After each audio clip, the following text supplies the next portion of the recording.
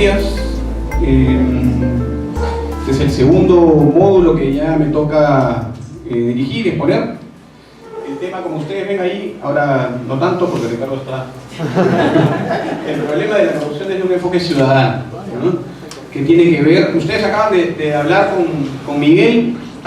Entiendo que la dinámica de la charla es precisamente así, dinámica, ¿no es cierto? Esto puede suponer una conversación siempre que no nos vayamos del tema, pero entiendo que ustedes han visto con Miguel un poco la idea de ética, ¿no es cierto? Han hecho un acercamiento al concepto seguramente. Yo les quiero hablar de corrupción desde una perspectiva ciudadana, desde un enfoque ciudadano. En un rato vamos a ver cuál es la conexión que hay entre ciudadanía, ¿no? y corrupción, o lucha contra la corrupción si ustedes quieren de manera positiva. Lo primero, y creo que siempre metodológicamente es necesario partir de una definición, pues es definir la corrupción. Y hay una serie de definiciones, pero todas sobre la base de una premisa importante. La corrupción es un fenómeno, ¿ya? ¿Alguien me puede decir qué significa un fenómeno? ¿Qué supone un fenómeno? Es algo complicado, ¿ya? Es parte de la exacto. Alguien dijo la palabra exacta, la palabra clave, social, ¿no es cierto? La fenomenología supone el estudio de relaciones sociales, ¿no es cierto? Hegel, que es un filósofo alemán, hablaba de fenómeno como esta interacción. Se suspende a los sujetos y nos quedamos con la relación, ¿no es cierto? O sea, tenemos dos sujetos que se relacionan entre sí, ¿no? Y lo que supone la relación entre uno y otro, eso es el fenómeno, ¿ya? Suspendemos al sujeto, nos quedamos con el fenómeno. La corrupción, por tanto, es una consecuencia de una interacción social. ¿Qué quiere decir eso? Que no puede haber corrupción si hay una sola persona. La corrupción no es un acto unívoco, no puede ser un acto unívoco. La corrupción requiere siempre de una relación entre dos o más personas. A partir de esa premisa se ha definido la corrupción de distintas maneras, ¿no? Y casi siempre las definiciones son complejas, aunque algunas han tratado de acotar el tema y reducirlo, digamos, a su mínima expresión. Hay, pues, definiciones de carácter penal, político, económico, social. Desde el punto de vista tradicional, ¿no? Se ha dicho siempre que la corrupción es o son las transacciones donde el dinero u otra cosa de valor es ilegalmente transferido a cambio de un beneficio proporcionado por un servidor público, ¿ya? Esta definición que es de una estudiosa norteamericana que se llama Susan Rose Ackerman, que ha estudiado la corrupción en las ciudades, siempre desde una perspectiva bastante economicista. ¿Por qué? Porque ahí estamos hablando básicamente primero de dinero, ¿no es cierto? Transacciones de dinero u otra cosa de valor, ¿no? Que se puede traducir en dinero, ilegalmente, ¿no? Es ilegalmente transferido, o sea, hay un desplazamiento de ese dinero a cambio de un beneficio proporcionado por un servidor público. Entonces tenemos varios elementos en esa definición primigenia. Primero, la corrupción entraña la apropiación o la movilidad de dinero de la esfera patrimonial de uno a la esfera patrimonial de otro, ¿no es cierto? Es como un robo, ¿no es cierto? Cuando vamos por la calle y un asaltante nos pide el dinero a cambio de no agredirnos físicamente, ¿no? Nosotros entregamos ese dinero no tan voluntariamente, pero hay un desplazamiento de la esfera patrimonial nuestra, es decir, de nuestro bolsillo, de nuestra billetera, a la esfera patrimonial del delincuente, a su cartera, a su billetera o lo que fuese, ¿no es cierto? Hay un desplazamiento. Lo mismo supone esta primera definición, es decir, hay un desplazamiento desde el Estado, porque estamos hablando de servidor público, otro elemento importante, ¿no es cierto? Servidor público, ¿hacia dónde? A un beneficio proporcionado, ilegalmente transferido a cambio de un beneficio proporcionado a un sujeto cualquiera, a un privado, a un particular, ¿no es cierto? Entonces el dinero sale del Estado y pasa a la esfera patrimonial de un privado, ¿no? De alguien que no es un servidor público necesariamente. ¿Se entiende hasta aquí? Sí. Bueno, esa definición, ¿qué les parece a ustedes? ¿Agota el concepto, según ustedes, agota el concepto de corrupción? ¿Sí o no? No. ¿Por qué? No. Puramente económica. Solo en la esfera pública. Solo en la esfera pública, esa es una respuesta. ¿Otra? Económica.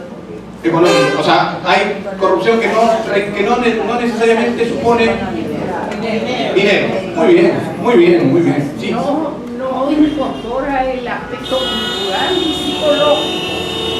Muy bien, claro, no incorpora el aspecto cultural, es cierto. Todas las respuestas que hasta ahora han dado son brillantes. Hay, por supuesto, las definiciones desde el derecho, y específicamente desde el derecho penal. Las definiciones del derecho penal son muy acotadas, son muy específicas, son tipos penales, ¿no? Un profesor que no fue felizmente profesor mío, un tipo brillante, pero que en algún momento estuvo ligado a la organización de Vladimiro Montesinos y Fujimori, que todavía sigue siendo profesor en la Universidad Católica, sin embargo, decía algo que me parece sumamente esclarecedor de esto que les estoy diciendo. El derecho, y específicamente el derecho penal, no es el brazo armado de la ética. ¿Ya? ¿Qué quiere decir esto? Que el derecho no es el ejército que combate los actos antiéticos. ¿Por qué? Porque la mente del criminal, la mente del corrupto, va mucho más rápido, ¿no es cierto?, que la mente del legislador. Entonces, las figuras que puede tipificar el legislador y decir estas son figuras de corrupción, no alcanzan, ¿no?, para cubrir todo el espectro de corrupción en el que se mueven funcionarios privados y todos los que participan en fenómenos de corrupción. Sí. Doctor, hay dos formas de corrupción que no están consideradas dentro de la definición. Una de ellas es, si la persona no es corrupta, la sacan. Y si la persona no sigue siendo corrupta, la ascienden para sacarla del núcleo. Y eso lo voy a decir más adelante cuando trate el procedimiento penal, por eso pasó en el hombro. Sí, sí, claro, pero por supuesto hay distintas formas en que se presenta la corrupción, ¿no es cierto? Eso lo vamos a ver también rápidamente. Pero vamos a avanzar porque me han dicho que les interesa a ustedes sobre todo, o nos interesa revisar los tipos penales, ¿no? Ahora vamos a revisar los tipos penales más. Vamos a avanzar. Entonces, yo les quiero, para un poco ir entrando en estas definiciones, poner dos videos muy rapiditos, creo que son 1 o 2 minutos por cada video. Así que vamos a verlo, si se puede. ¿Quién me ayuda?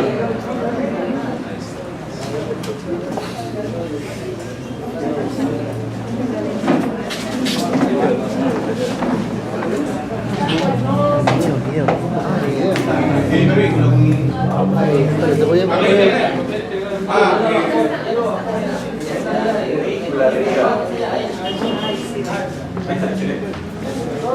¿Me escuchan? Le ponemos un sobreprecio a la maquinaria. La cosa es arreglarse con el representante de la cooperativa. La gente que se entera. Ah, qué licenciado, de verdad. ¿Qué tal si nos vamos a platicar a un lugar más privado? Tengo algo que proponerle sobre el crédito para la nueva maquinaria.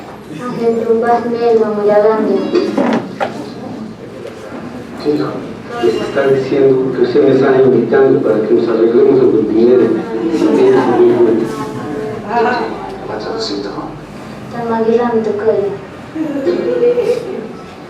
Aquí están los planos de la maquinaria, el plan de crédito y el respaldo.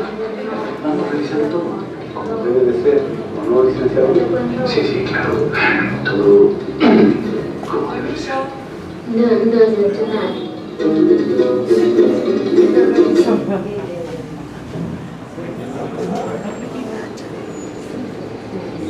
Le ponemos un sobreprecio a la maquinaria. La cosa es arreglarse con el representante de la cooperativa. La gente que se entera. Ah, qué licenciado, de verdad. ¿Qué tal si nos vamos a platicar a un lugar más privado? Tengo algo que proponerle sobre el crédito para la nueva maquinaria.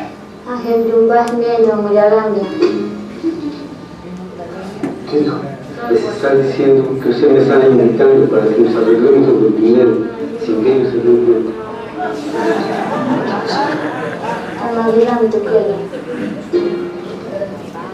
Aquí están los planos de la maquinaria, el plan de crédito y el respaldo.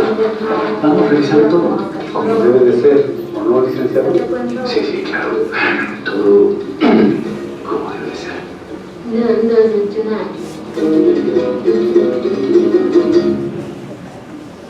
Ese es el primero.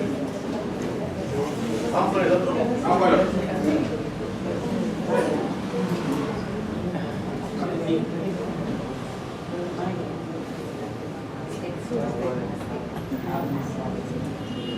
Aquí esto va a requerir mucha atención.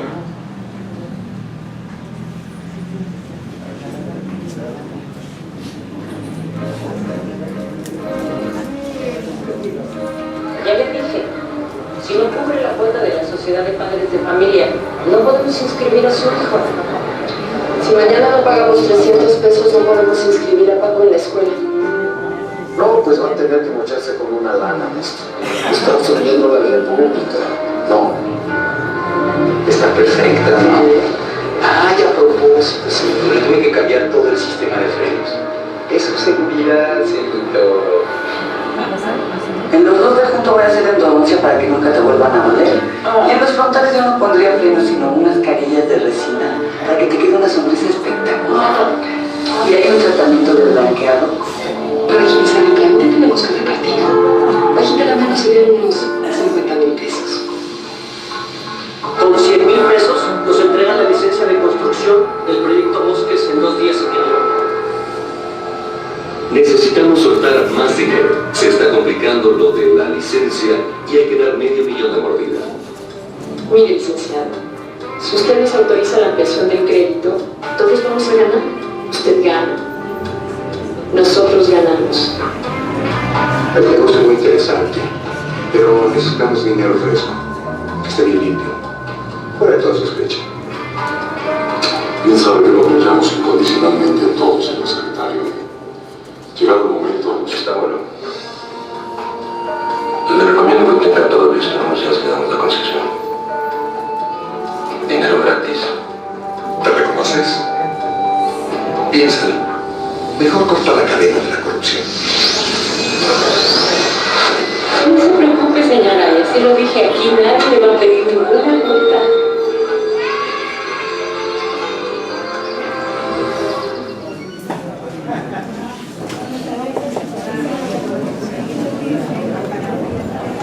Bueno, les decía que pusiéramos atención sobre todo en el segundo, porque hay un asunto ahí que examinarlo, ¿cierto? Pero vamos primero a examinar el primer video. El primer video, aquí hay dos elementos que tener en cuenta, ¿no? El primero es que aquí no salimos del ámbito de lo público. Si se dan cuenta, ahí no hay ningún funcionario público. En el primer video no aparece un funcionario público. Todo está en el espectro de la actividad privada, ¿cierto? Hay una comunidad, ¿no? Y hay unos sujetos que son aparentemente unos inversionistas, ¿no? Y que van a conversar con los representantes de la comunidad, y hay dos elementos a tomar en cuenta. Primero, esto que les digo, es decir, no hay funcionario público aquí, ¿no? Con lo que queda desvirtuada la definición de corrupción que incide con exclusividad en el ámbito público, ¿no? Y por otro lado, hay una comunidad que se defiende, ¿no es cierto? Una comunidad ética.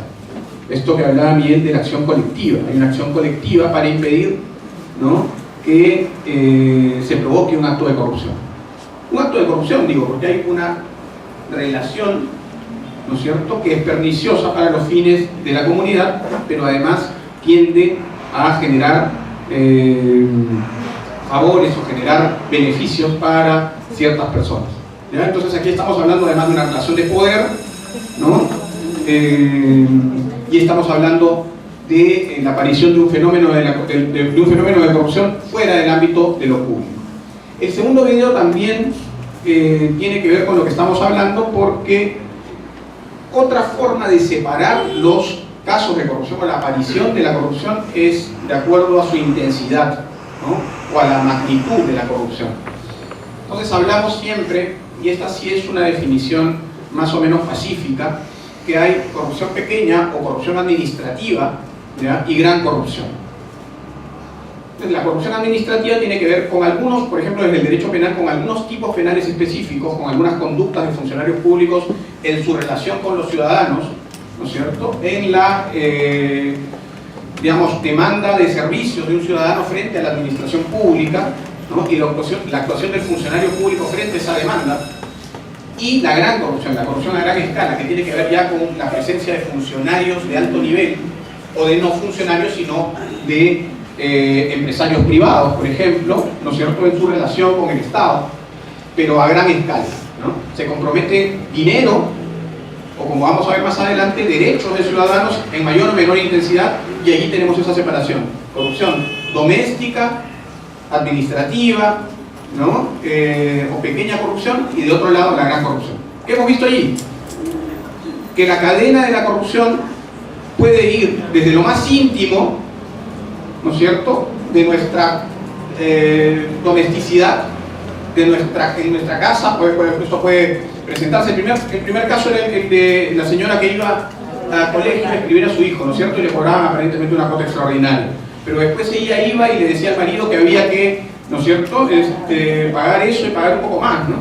Entonces, bueno, ¿se dan cuenta? ¿No? Espacios de corrupción o espacios donde esa interrelación entre las personas va generando la presencia de actos antiéticos, ¿ya? No todos estos actos, no todo esto que hemos visto está tipificado como delito en el Código Penal, pero no es menos antiético y no es menos corrupto, ¿ya?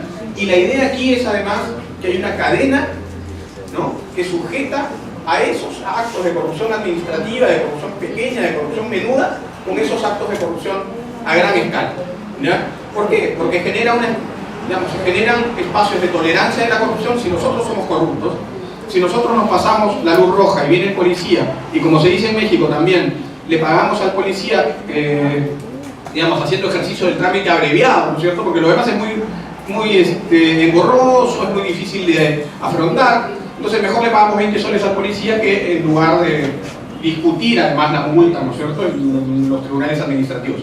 No. Buena pregunta. A ver, en una escuela pública, ¿no?, generalmente se generan además situaciones de solidaridad, ¿no es cierto?, de empuje desde los mismos núcleos de los padres y los apoderados de los niños en la escuela para mejorar las condiciones de la escuela pública. Está visto que el Estado no ha resuelto temas básicos de infraestructura en muchas de las escuelas, o temas básicos de calidad del servicio de la educación directamente en otras, ¿no? Hay que ver si esa situación se inscribe en ese orden o está, desprovista de esa intención. Si es que fuese, por ejemplo, el caso del beneficio que estuviese obteniendo alguien por ese tipo de servicios, pues estaríamos en una lógica de corrupción sin duda alguna. Yo creo que esto tiene que ver con lo que yo estaba comentando, es decir, cuando se establecen lógicas de solidaridad o lógicas de autogestión dentro de espacios públicos, hay que ser muy cuidadosos, hay que ser vigilantes respecto de esas relaciones también que se establecen desde esos núcleos hacia afuera, ¿no? Para eso, comités de vigilancia dentro de esos mismos espacios públicos son fundamentales, ¿no? Vamos a ver en un rato más cuál es la labor o la misión que le corresponde al ciudadano desde un espacio de la sociedad civil, organizada o no, respecto de la función pública y respecto de la relación de los funcionarios públicos con los ciudadanos precisamente. Pero quería llegar entonces al tema de la corrupción desde la perspectiva penal. ¿Usted? Sí. Para el tema del trabajo colectivo, sea en escuelas públicas, en educación o en CAS, en comités de salud, es importantísimo la rendición de cuentas. Es la única manera, una parte de hacer vigilancia para toda inversión, para todo trabajo colectivo. Absolutamente, en una lógica de transparencia, ¿no es cierto? En una lógica de transparencia. O sea, no deberíamos esperar a la solicitud de rendición de cuentas, sino ser transparentes en nuestras organizaciones, desde la sociedad civil y por supuesto, y con mucha mayor razón y contundencia, desde el Estado, ¿no es cierto? Desde el Estado a través de páginas web de transparencia, donde todo esté señalado de manera concreta, correcta y específica, y desde la sociedad civil siendo también transparentes e informando cada cosa que se hace, ¿no? En un caso estamos hablando de dinero, por ejemplo, o de trabajo, o de voluntad de ciudadanos, y en otro caso estamos hablando de todos los ciudadanos, ¿no es cierto? Cuando hablamos del Estado estamos hablando de los impuestos que paga cada uno de nosotros para hacer funcionar el Estado, para hacer que el Estado pueda cumplir con su labor de provisión de servicios básicos al ciudadano y para hacer que el Estado pueda cumplir con su labor de hacer que el ciudadano disfrute de derechos fundamentales. Lo que yo entendí es la opinión que hace es, dice la entidad privada dona a la entidad pública como donación, o sea, hay un ingreso de dinero a arcas de la municipalidad como donación, y el alcalde ya con esa donación hace una obra extra. O sea, eso es lo que yo entendí. A ver, para entender. O sea, entra dinero de un privado. Entra la donación de material. Y con eso se hace una obra pública. Claro, destinada a una obra pública. ¿Ya? Pero el municipio de puso la policía para... A ver, ya. Hay un asunto aquí que es necesario que ustedes entiendan, que yo lo he tratado de decir al inicio, y que tiene que ver con que el derecho no llega a cubrir todas las conductas antiéticas del ciudadano o del funcionario público. Existen las que se llaman zonas grises, ¿no es cierto? Esto que yo les hablaba al inicio, por ejemplo, de la exacerbación del delito de corrupción, que tiene que ver con estas grandes transnacionales que van inoculan dentro del Estado sus propios funcionarios y los hacen funcionales, para ser redundantes, a los intereses de esa organización. Lo que hacen es capturar el Estado. Captura del Estado se le dice en dogmática anticorrupción, ¿ya? Esa captura del Estado no está prevista como delito en el Código Penal, ¿ya? Otra, el funcionario público de una reguladora de servicios, por ejemplo el de OCIPTEL, ¿ya? Que es durante 5 años funcionario importante de OCIPTEL y tiene una información valiosa de cómo se regulan las actividades de las empresas proveedoras de telefonía con el ciudadano. Una vez terminado su vínculo con el Estado, Telefónica lo llama y le dice: oiga, yo lo quiero contratar, ¿no?, para jefe de una división de Telefónica, ¿ya?, para desplegar servicios de telefonía y comunicarse con el Estado, ¿no?, de manera fluida. ¿Les parece que ahí hay un acto antiético, un acto de corrupción? Pues sí, ¿no es cierto? Bueno, ese que debería ser un tipo penal de prevención no es un tipo penal, ¿ya? Zonas grises donde no llega el derecho, zonas por donde se cuelan las actividades de los privados, ¿no?, en relación con los funcionarios públicos. ¿Sí? Pero cuando eso ya es juzgado, está ahí en tribunal, no es cuando está el juez ya según su criterio dictaminar, eso no es no apegarse en el a lo que escribe la norma. Hay un principio del derecho que se llama iura novit curia. El juez conoce el derecho, ¿ya? ¿Qué quiere decir? No quiere decir lo que usted está diciendo. Quiere decir que si hay algo que encuadre relativamente cerca de la figura típica, de la descripción típica, el juez tiene que interpretar. El juez conoce el derecho y por lo tanto sabe qué quería decir el legislador con esto que dijo. Pero si no hay una norma que contemple esa conducta, no hay forma de hacer punible esa conducta. No hay forma de procesar a alguien por un delito que no está previsto. Esto se llama en el derecho principio de legalidad, ¿ya? Y es un principio fundamental del derecho, principio de legalidad. Lo que no está previsto en la norma, como norma de prohibición, no está prohibido, ¿ya? No está prohibido a nivel de la norma. Puede estar prohibido, como hablaron seguramente con Miguel, a nivel ético, ¿no es cierto? Puede ser que estemos incurriendo en ese caso en una conducta antiética, mas no estará prohibida por el derecho penal porque no hay una norma de prohibición expresa que diga esa conducta está prohibida. Sí. Doctor, en el caso que usted planteaba de los $5.000 por una conferencia, ¿no se enfocaría más con lavado de activos? El lavado de activos supone el lavado de activos supone la desproporción entre los ingresos y los egresos, pero esa desproporción que puede ser explicada por distintas razones, en el caso de la comisión del delito de lavado de activos no puede ser explicada por ninguna, ¿ya? Siempre el lavado de activos requiere de una figura previa de la comisión de un delito precedente, ¿ya?, en los hechos. Es decir, tú no te enriqueces ilícitamente. En el caso de los funcionarios públicos, el lavado de activos podría suponer enriquecimiento ilícito, pero cuando estamos hablando de funcionarios, de gente de la actividad privada, estamos hablando de lavado de activos cuando no se puede decir cómo se consiguió determinado patrimonio, cómo se amasó ese patrimonio. Pero ese patrimonio tiene que ser de origen ilícito, o por lo menos uno no puede sostener la licitud de ese dinero.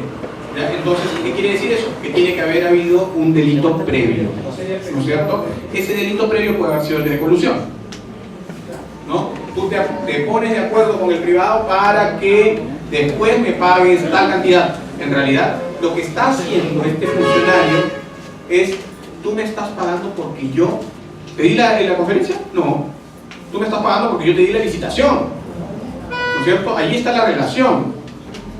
Entonces, ese es un delito de colusión, porque hay un acuerdo antes de que la licitación se entregue, de que las condiciones para el pago van a ser determinadas. ¿Ya? Ya no me depositas en mi cuenta o en la cuenta de mis familiares. O sí me depositas en mi cuenta, pero me la depositas después cuando yo te quiero un recibo por honorario por un servicio que supuestamente te he brindado. Que te puedo haber brindado, pero que no cuesta $200.000. Doctor, el ejemplo que puso el señor hablaba de una donación a la municipalidad, pero se ha dejado de lado la importancia también de la intervención de los actores de trabajación de la persona. Sí, claro, claro.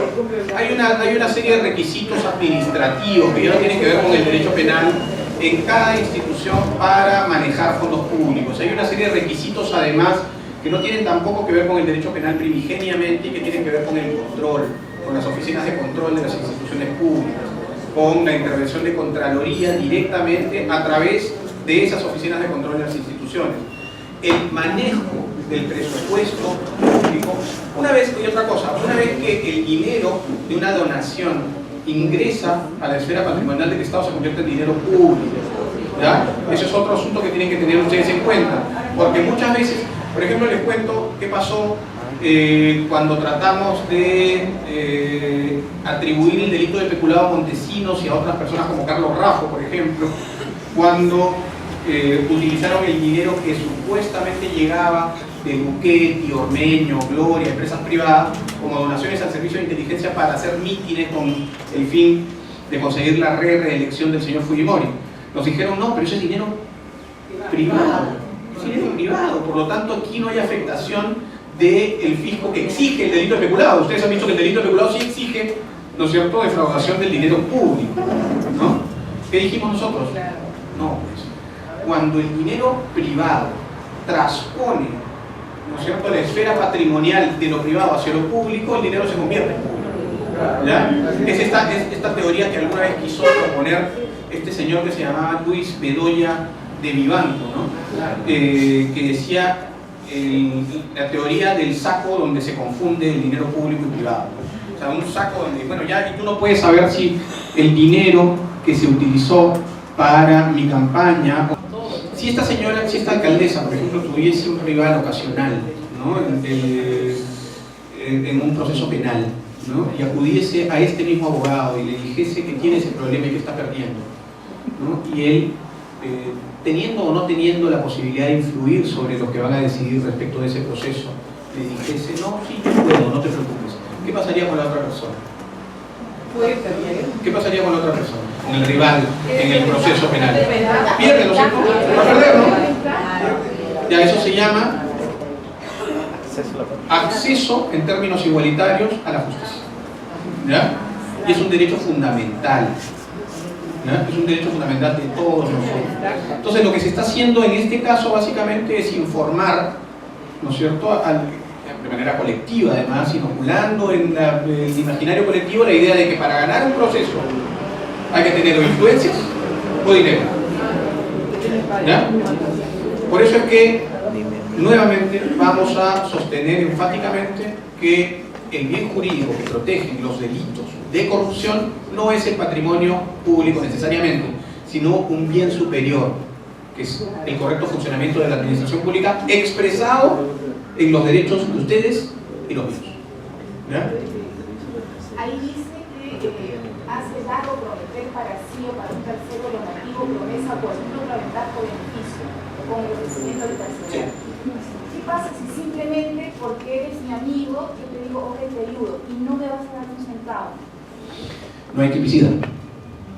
No hay tipicidad. Igual puede haber un manejo, sí, un beneficio. Sí, sí. digamos, el elemento es un elemento objetivo, otro elemento objetivo del tipo penal, el beneficio, ¿no es cierto? Entonces es un elemento que tiene que estar presente en la conducta, porque si no, la conducta es atípica, y por lo tanto no es punible. ¿Ya? Y el perjuicio sí, pero el perjuicio existe siempre, ¿no es cierto? Porque estamos hablando, incluso en esa figura donde no hay una solicitud de la entrega de un donativo o ventaja para mí o para otra persona, estamos hablando de una afectación. Y por tanto, esa conducta que a mi juicio es absolutamente antiética queda desprovista de protección en el Código Penal. Sin embargo, lo que supone, digamos, ¿por qué se incluye este elemento objetivo en el tipo penal? Es porque generalmente el ejercicio de la profesión de la abogacía requiere de cierto ejercicio, cierto despliegue de conducta, ¿no es cierto? La persona que yo trataba de recordar ahora que les ponía el ejemplo, se ha defendido diciendo pues, que esta es precisamente la forma en que él ejerce la abogacía, la forma en que él ejerce el derecho. Cosa que, por supuesto, desprestigia la profesión, ¿no? Pero bueno, lo que yo quiero que entiendan ustedes es nuevamente, no podemos, por distintas razones de carácter técnicas,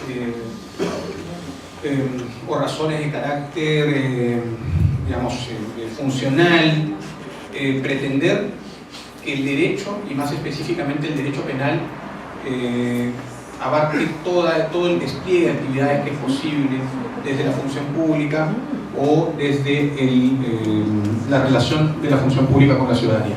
Vamos a correr porque me están diciendo que ya tenemos poco tiempo y vamos... En el sentido Sí. de, entonces, ¿cómo nosotros hacemos vigilancia? Hacemos vigilancia sobre lo que ya está establecido, pero cuando vemos que los procesos se han puesto más específicos, se han desarrollado más, ¿cómo hacemos entonces nuestra vigilancia? No, yo creo, o sea, a ver, yo creo que lo que tienen que hacer ustedes, y esto me parece una premisa básica que tienen que entender, es nosotros como ciudadanos no requerimos juzgar al sujeto que ha cometido un delito, es decir, no tenemos que condenarlo previamente, ¿no? Nosotros no vamos a decidir si ese funcionario es o no corrupto en términos del derecho penal. Eso le corresponde a un juez, y le corresponde a un juez luego del despliegue probatorio que hace un fiscal, ¿no es cierto? Y luego de que eventualmente la Procuraduría, por ejemplo, ponga en conocimiento del Ministerio Público eso que nosotros nos hemos enterado. Si nosotros nos hemos enterado, conociendo además ahora cuáles son los tipos penales y cómo hacemos el examen para revisar si esas conductas se adecuan a esos tipos penales, y vamos y le decimos al procurador o al fiscal, oiga, yo me he enterado que esto está pasando, y según lo que yo he podido percibir en mis clases, bueno, esto se acerca mucho al tipo penal de tráfico de influencias, o esto es muy parecido a lo que me dijeron que era el peculado. Indicios. No necesitamos pruebas para denunciar, necesitamos pruebas para condenar, pero nosotros no condenamos. Nosotros podemos ejercer nuestra ciudadanía denunciando indicios razonables, fundados, ¿no? Fundados en documentos. ¿Ya? Bueno, el cobro indebido se da cuando un funcionario, abusando de su cargo, exige o hace pagar o entregar contribuciones o emolumentos no indebidos en carácter que exceda la tarifa legal, más allá de lo que está previsto, ¿no es cierto? Sí. Sí, algo chiquito. Justo comentaba que solamente uno puede hacer la denuncia por indicios también, porque nosotros no juzgamos. No escucho. Le decía, uno puede hacer la denuncia en base a indicios, nosotros como ciudadanos, porque no juzgamos. Pero justo lo comentaba con mi compañera, entonces se puede abrir la figura de que esa persona finalmente juzgada y que es inocente, puede también abrir un proceso contra nosotros por difamación, digamos. Denuncia calumniosa se llama eso. Y la denuncia calumniosa, ojo, para la tranquilidad de todos ustedes, la denuncia calumniosa, para la tranquilidad de todos ustedes, yo he sido denunciado por denuncia calumniosa por el señor Alexis Humala Tazo, ¿ya? Por supuesto, en la etapa de investigación preliminar archivaron la denuncia porque era una tontería. ¿Y por qué era una tontería? Porque el tipo penal de denuncia calumniosa, que está fuera del ámbito de los delitos de corrupción, por eso no lo estamos examinando, el tipo penal exige algo que esa otra persona no va a poder probar, que es que nosotros lo hicimos sabiendo que no era delito, ¿ya? O sea, sabíamos que no era delito, sabíamos que esto no configuraba los supuestos del tipo penal y sin embargo lo denunciamos, ¿ya? O sea, esto requiere un despliegue probatorio tal de ese sujeto que denuncia por denuncia calumniosa, que me atrevería a decirles que no hay una sola condena por denuncia calumniosa en el país. Diferentes son las querellas, ¿no es cierto? Las querellas por delitos contra el honor de las personas. Ahí eso es otra cosa, pero no tiene que ver con denunciar un hecho que nos parece supone un acto de corrupción. ¿Ya? Rápidamente, el enriquecimiento ilícito es otro de los tipos, conjuntamente con el delito de colusión más graves del catálogo de delitos contra la administración pública. Tienen ambos, el delito de colusión y el delito de enriquecimiento ilícito, hasta 15 años de pena privativa de libertad para los que cometan esos delitos. Y el enriquecimiento ilícito es un tipo especial, distinto. Vamos a leer rapidito. Este delito se configura cuando el funcionario servidor público, abusando de su cargo, otra vez ese elemento objetivo del tipo que tiene que ver con un asunto que se llama deber de cuidado. Uno tiene deber de cuidado respecto del cargo de la función pública que se les ha conferido, ¿no es cierto? El funcionario público siempre debe tener tiene deber de cuidado respecto de ese cargo, respecto de la administración de la función pública. Incrementa ilícitamente su patrimonio respecto de sus ingresos legítimos. ¿Ya?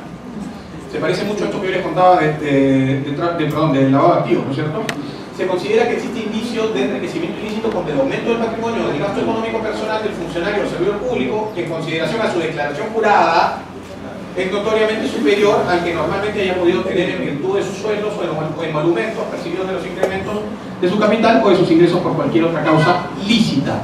O sea, yo, funcionario público, gano 3.500 soles, pero todos los meses puedo reventar mi tarjeta de crédito y pagarla además al mes también en las tiendas Gucci, Tommy Hilfiger, ¿no?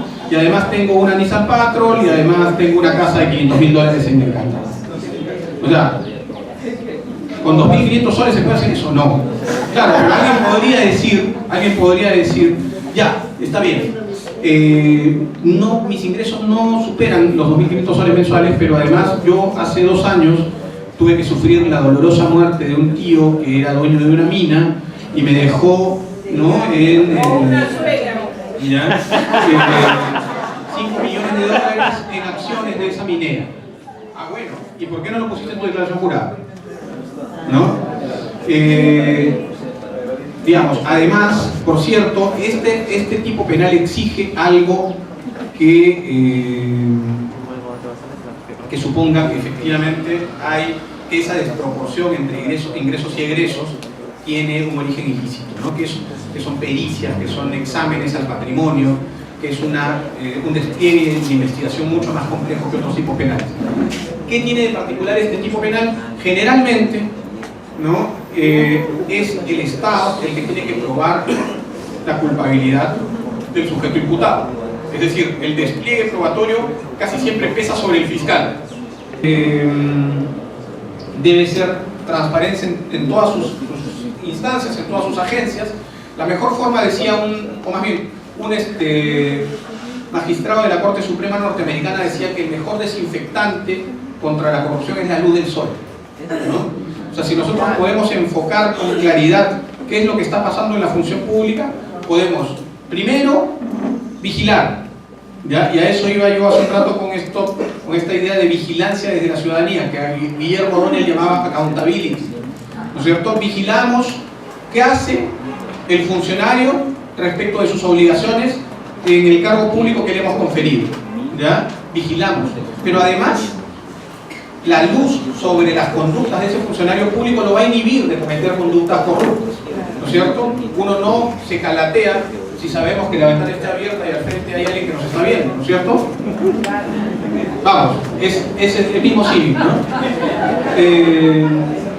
El corrupto o el funcionario que es pasible de cometer un acto de corrupción, es vulnerable a cometer actos de corrupción, va a pensar mucho más en cometer los actos de corrupción si tiene la luz pública puesta sobre él, ¿ya? Y el ejercicio, que es un derecho fundamental de acceso a la información, está previsto en la Constitución y está previsto en la Ley de Transparencia de Acceso a la Información, ¿ya? Entrar en el análisis de la figura del cohecho, puede haber un abuso de autoridad, por ejemplo, y es una figura recurrente, es muy cierto lo que usted dice, porque lamentablemente las instituciones públicas han tomado modelos castrenses, ¿no?